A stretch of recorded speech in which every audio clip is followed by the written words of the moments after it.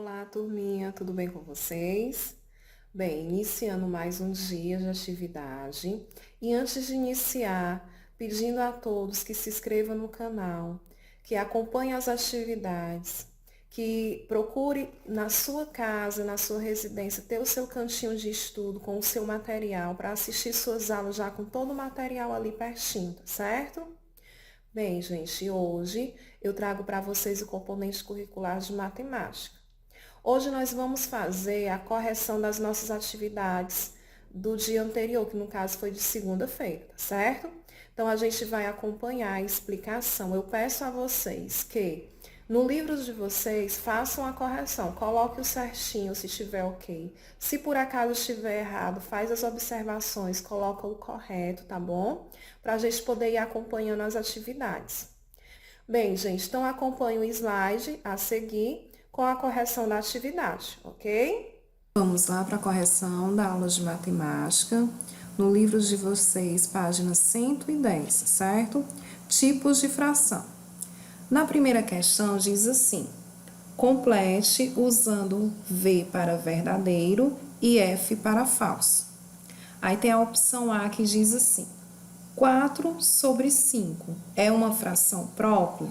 Então vamos relembrar o que é uma fração própria. Fração própria é aquela em que o numerador é menor que o denominador.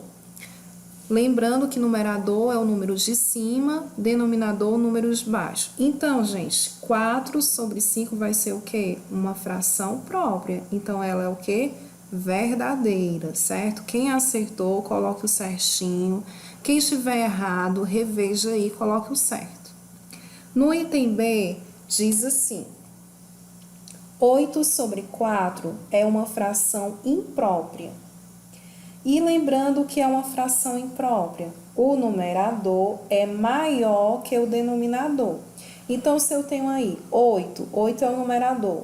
O 8 ele é maior do que o 4, não é? Então, essa opção aí também é o quê? Verdadeira, certo? Reveja aí se vocês colocaram certo. Se estiver errado, apaga e coloca o correto. No item 6 diz assim: 10 sobre 4 é uma fração aparente? Aí, se a gente for relembrar, fração aparente é que o numerador é múltiplo do denominador. E 10 é múltiplo de 4? Não, né? Então, é falsa, certo? Esse item aí, vocês coloquem F. No item D tem 16 sobre 4. É uma fração aparente? Sim, porque 16 é múltiplo de 4, então é verdadeira, ok? O item E, 5 sobre 4. É uma fração imprópria. Gente, ela vai ser imprópria por quê? Porque o 5 é maior do que o denominador. No caso, né? Numerador é maior do que o denominador. Então, também é verdadeira, certo? Então, vai ficar assim: VV, F, VV. Segunda questão. Diz: observe as frações e responda. Então, nesse retângulozinho aí, vocês têm algumas frações. E vocês iriam colocar as frações próprias, impróprias e aparentes, certo? Tirando desse retângulozinho aí. Então, as frações próprias que a gente vai encontrar: 3 sobre 6, 3 sobre 8 e 5 sobre 9. Essas serão as frações próprias, aquela que o numerador é menor do que o denominador. Aí vamos para as frações impróprias, que o numerador é maior do que o denominador. Nós vamos encontrar 5 sobre 3, 8 sobre 7 e 7 sobre 5. As frações aparentes, aquela que o numerador é múltiplo, né, do denominador. Então, nós vamos encontrar 2 sobre 2, 6 sobre 3 e 24 sobre 8, certo? Vejam aí se acertaram direitinho.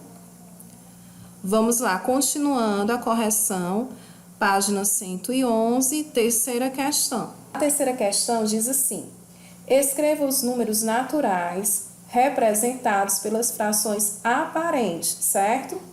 Então, vocês iriam colocar os numerozinhos aí que correspondem a cada item. No item A, eu vou ter a fração 8 sobre 8. Então, qual seria o número que eu poderia colocar aí? No caso, o número 1, certo? Porque 8 vezes 1 seria o quê? 8. Então, colocaria aí o número 1. No item B, eu tenho 21 sobre 7. Qual é o número que eu poderia colocar aí? No caso, 3, né, gente? Porque se eu pegar 3 e multiplicar por 7, vai dar quanto? 21, certo? No item C, eu vou ter 9 sobre 3. Qual é o número que eu poderia multiplicar aí o meu denominador? O 3, né? Porque 3 vezes 3 dá o quê? 9. No item D, eu vou ter aí 20 sobre 4. Então, eu poderia colocar aí o número 5, porque 5 vezes 4 é 20, ou eu também posso usar essa técnica, né? 20 dividido por 4, 5. O item E, eu vou ter 20 sobre 5. Então, qual é o número que eu poderia colocar aí? O número 4. E o último item, o F, 18 sobre 3. No caso, vou ter o número 6, certo? Quarta questão. Represente as frações aparentes apresentadas nas figuras abaixo. Então, vocês vão ter aí o desenho geométrico aí e vocês irão representar. Então, no item A, a minha representação vai ficar 6 sobre 6. Eu tenho 6 quadradinhos dividido em 6 quadradinhos e todos os 6 estão pintados. Então, eu vou colocar 6 sobre 6. No item B, eu vou ter 8 sobre 4. No item C, 8 sobre 8. No item D, 12 sobre 3. E no item E, 14 sobre 7. Na quinta questão, diz assim: complete o quadro abaixo. Vocês vão ter a imagem, a figura, vocês irão colocar a fração e irão classificar essa fração, se ela é própria, imprópria ou aparente, certo? Então, na primeira imagem, vocês vão obter a fração 8 sobre 10, ou 8 décimos, né? Essa fração, ela é o quê? Uma fração própria, porque o 8 é menor do que, o 8 que é numerador é menor do que o denominador. Então, é uma fração própria. Na outra imagem, nós vamos ter a fração 4 sobre 6. Essa fração também é própria, porque o numerador, o número de cima, é menor do que o denominador, o número de baixo. Já na outra imagem, nós vamos ter 7 sobre 5. Aqui, gente, eu vou classificar ela como imprópria, porque 7, numerador, é maior do que o denominador. Então, é uma fração imprópria. A outra imagem, eu vou ter 4 sobre 2. Essa aqui, eu vou classificar ela como aparente, porque o 4 é múltiplo de 2, certo? Então, aparente. Já na última imagem, eu vou ter 4 sobre 3. Ela vai ser imprópria, porque o numerador é maior do que o denominador. Lá na página 114, agora. Primeira questão. Complete o quadro com frações equivalentes às da primeira coluna. Veja o modelo.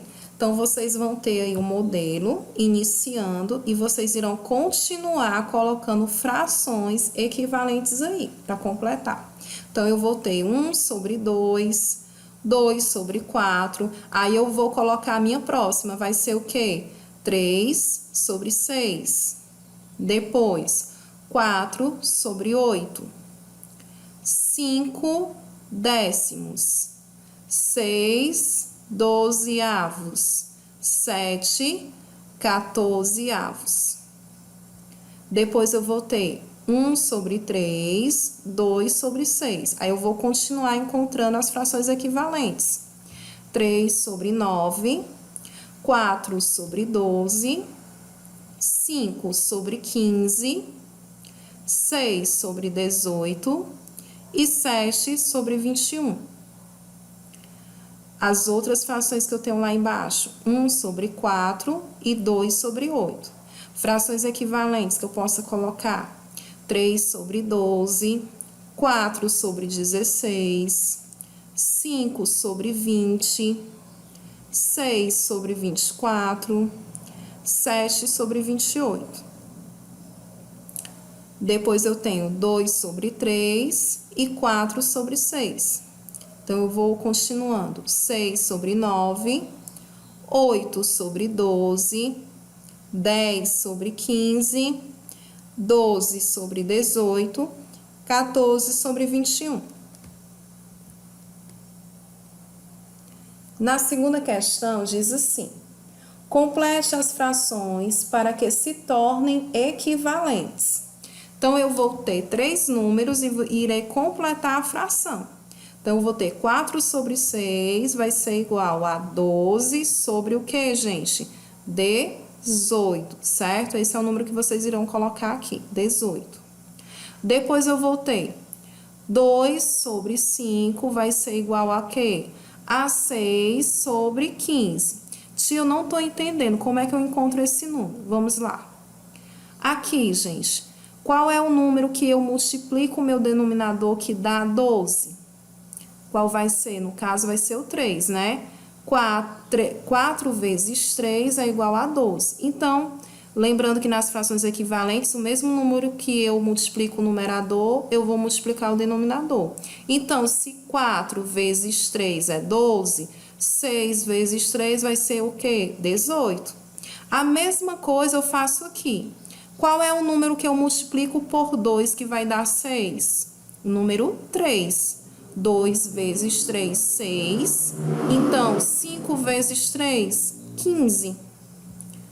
Agora, eu tenho aqui essa fração. Qual é o número que eu posso encontrar aqui? Se aqui eu sei que eu multipliquei e deu 10, então vai ser aqui o quê? Número 2, né? 5 vezes 2, 10. E 4 vezes 2, 8. Então, o número que está faltando aqui é o número 4. 5 vezes 3 dá 15, então 15 vezes 3 é 45. Então, o número que estava faltando aqui é o número 15. Aqui, 5 vezes 3 dá 15 e 8 vezes 3 dá o quê? 24. O número que estava faltando aqui é 24. Terceira questão. Complete as frações equivalentes e, em seguida, represente-as preenchendo os retângulos adequadamente abaixo. Então, eu vou ter a fração e como é que você irá representar aí? Então, eu tenho aí a imagem, tenho 3 quadradinhos. E esses 3 quadradinhos, quantos eu vou pintar? Eu vou pintar apenas um, que é o numerador aqui que está me indicando. Então, eu vou pintar um quadradinho. No item B, eu vou ter 6 quadradinhos desenhados e divididos, né? E eu irei pintar quantos? 2. Apenas 2 quadradinhos eu irei pintar, que é o que representa o meu numerador. No item C, eu vou ter 12 quadradinhos e irei pintar apenas 4, que é o meu numerador. E no item D, eu vou ter 9 quadradinhos divididos e irei pintar apenas 3, que é o que está representando aqui o meu numerador, certo? Na página 115, a quarta questão diz assim: Observe as partes pintadas e escreva as frações que equivalem a 2/4. Então, vocês vão ter a imagenzinha aí e vão representar essas imagens. Lembrando que elas têm que ser equivalentes a 2/4. Então, a primeira imagem, o item A, ele vai ser o quê? 1/2, ou 1/2, né? 1/2. O item B, 4/8. O item C, 6/12. E o item D, 8/16. Já na quinta questão, é apenas para você circular as frações equivalentes a 4/6. Então, eu vou ter aí 2/3, 12/18 e 8/12. Essas três frações que vocês irão circular dentre essas outras que estão aí no retângulo, certo? Sexta questão. Escreva V para verdadeiro ou F para falso. Na alternativa A, diz assim: para se formar um inteiro, são necessários 4/4. Isso é verdadeiro ou é falso? Verdadeiro, certo? Na segunda opção aí, na segunda frase, eu tenho 1/2 é equivalente a 4/8. Isso é verdadeiro? É sim. 1/2 é equivalente a 4/8. Então, vocês irão colocar aí V, certo? Na terceira afirmativa, eu vou ter: quanto maior o algarismo do denominador, maior é a fração. Isso é verdadeiro, gente? Eu vou depender do número do meu algarismo do denominador para a fração ser maior? Não, isso é falso. Então, você coloca o Fzinho aí. Na outra alternativa, eu vou ter: para encontrarmos uma fração equivalente, devemos multiplicar ou dividir tanto o numerador quanto o denominador por números diferentes. Isso é verdadeiro? Não, isso é falso. Nós devemos o quê? Tanto o numerador como o denominador tem que ser dividido pelo mesmo número. Se eu escolhi o número 2, tanto eu vou dividir o numerador quanto o denominador, certo? Então, isso aí é falso. E a última afirmativa: para saber se duas frações são equivalentes, devemos ver se seus denominadores são primos. Isso é falso, certo? Não tem nada a ver com números primos aí, tá? Então, isso é falso, ok? Página 120, quinta questão. Diz assim: Luísa, Vitória e Carol são sócias em uma loja de bombons. Sabe-se que todas têm a mesma parte da sociedade. Elas possuem as seguintes partes: Luísa tem 1/3, Vitória 2/6 e Carol 4/12. Você concorda que elas possuem a mesma parte da sociedade? Justifique. Bem, gente, aí a resposta correta é sim. Elas possuem a mesma parte na sociedade, pois as frações acima são frações equivalentes, certo? Então, essa é a resposta. Na sexta questão diz: Luana comeu 6/12 de uma pizza e Leandro comeu a mesma quantidade de uma pizza dividida em 6 pedaços, sabendo que a pizza tem o mesmo tamanho. Qual é a fração que representa a quantidade de pizza comida por Leandro? Então, vocês têm aí o desenho, a representação, né? Então, eu vou ter 6/12 e vocês irão o quê? Dividir por 2, tanto o numerador quanto o denominador. Qual é a fração que vocês vão obter aí? 3/6. Então, Leandro comeu 3/6 da pizza.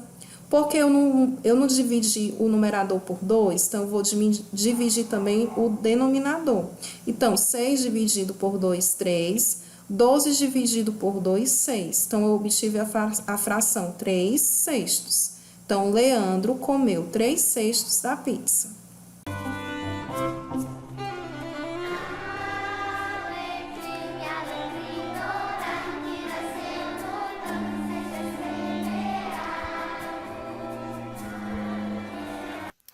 Bem, dando continuidade à nossa aula, agora eu trago para vocês componente curricular de português.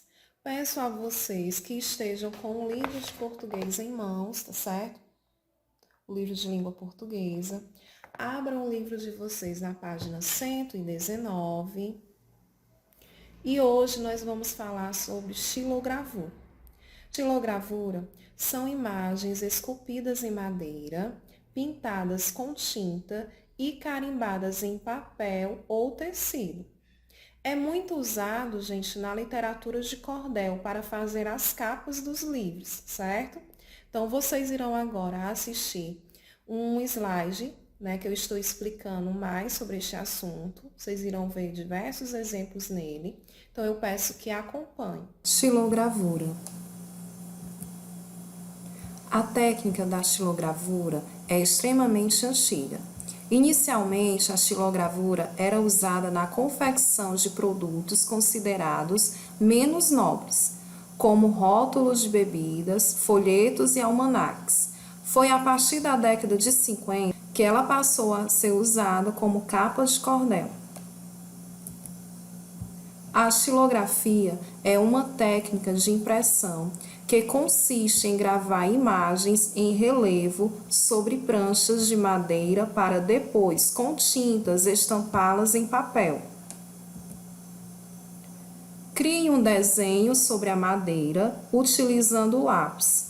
É importante lembrar que o desenho deverá estar invertido, espelhado. Cubra com tinta a superfície em relevo da prancha com um rolo até ficar uniforme. Apoie o papel sobre a prancha já pintada, tomando cuidado para ela não se mover. Levante o papel e você já terá criado a xilogravura. Aqui é um exemplo de como é feito. Aqui é outra imagem que a gente pode utilizá-la também na literatura de cordel como capa. Alguns exemplos. Lembra muito, gente, o carimbo, ó, certo?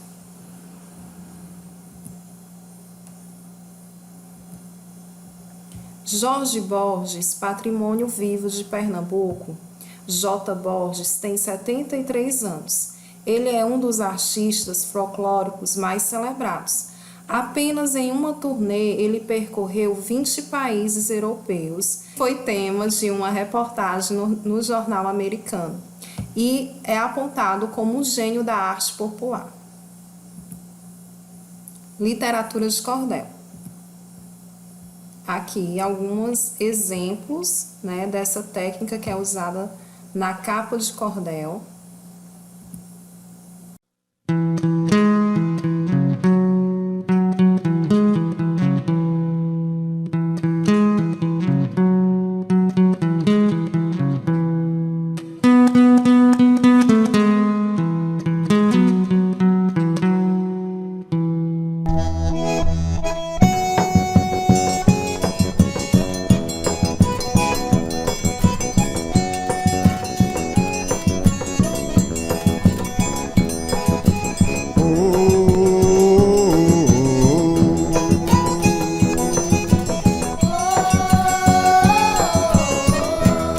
Literatura de cordel é poesia popular, é história contada em versos, em estrofes a rimar, escrita em papel comum, feita pra ler ou cantar.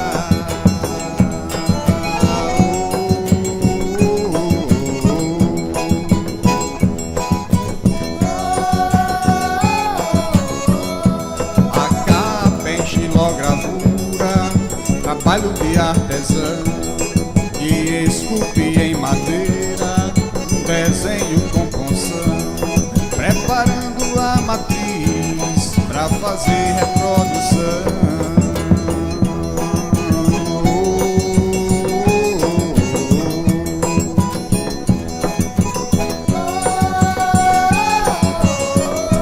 Mas pode ser um desenho, uma foto, uma pintura, cujo título bem a mostra resume a escritura. É uma bela tradição que exprime nossa cultura.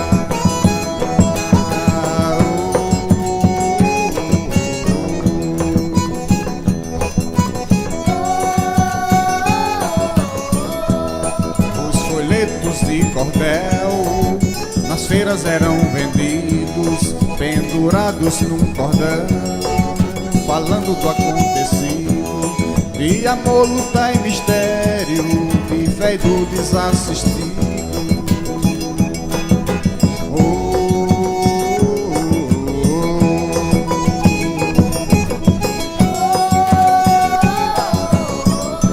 A minha literatura de cordel é reflexão sobre a questão social e orienta o cidadão a valorizar a cultura e também a educação.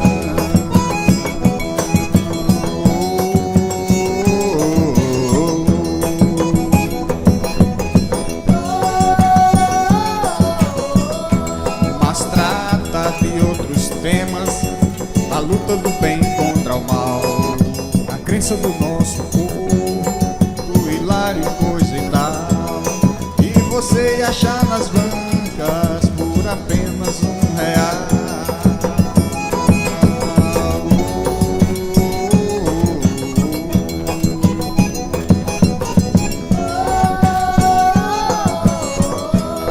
O cordel é uma expressão, autêntica poesia do povo da minha terra, que luta pra que um dia acabe a fome e a miséria, haja paz e harmonia.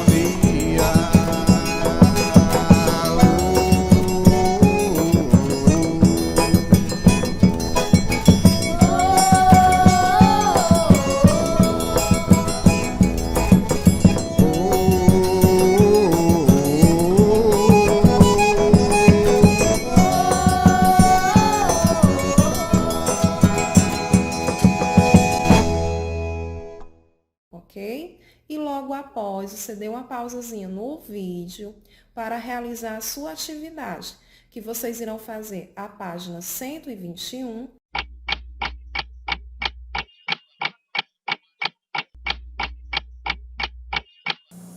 Na página 121, nós vamos trabalhando o texto.